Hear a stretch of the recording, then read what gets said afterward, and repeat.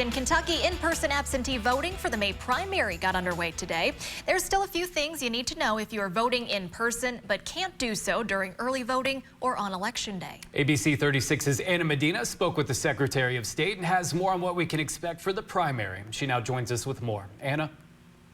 The primary election is just 13 days away and in-person absentee voting officially beginning today. Secretary of State Michael Adams says there's a few things to keep in mind when heading to the polls, including that there are 3 days of early voting that includes a Saturday, adding that some still think the voting system in Kentucky is rigged. Today is the first day of what we call in-person absentee voting. People who want to vote in person, that's how they want to vote, but they can't vote during early voting days or on Election Day, but they still want to vote in person. The primary election is just around the corner, and for some, voting in person on Election Day might not be a possibility. If you have requested such a ballot, you can track it online at govoteky.gov. You can see when it went out. You can make sure that it arrived back at your clerk's office and that they counted your vote. That's important information. I want to remind everyone, if you're voting by absentee ballot, make sure that you get that back to us by Election Day. Don't mail it Election Day. It'll be too late. One thing to keep in mind is that you may return your ballot by mail or in the ballot drop box in your county's clerk office. All ballots must reach the clerk's office by 6 p.m. on Election Day to be counted.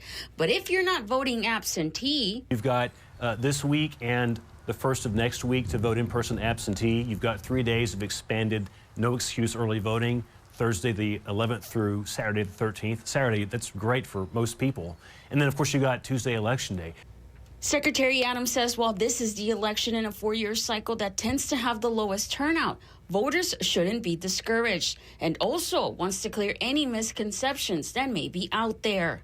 Allegedly, the early voting is rigged, and I get to see the results before anyone else. The clerks do. That's total nonsense. We do get to see how many votes have been cast. That's relevant information. That helps us put information out to the public and be transparent about how many votes have been cast, how many cast by registered voters of each party. That's important information for the campaigns to have, the parties to have, and the electorate to have. It's transparent.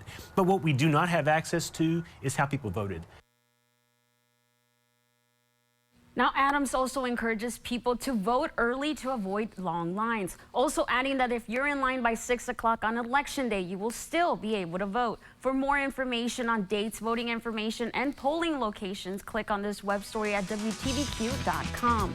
For now, Anna Medina, ABC 36 on your side.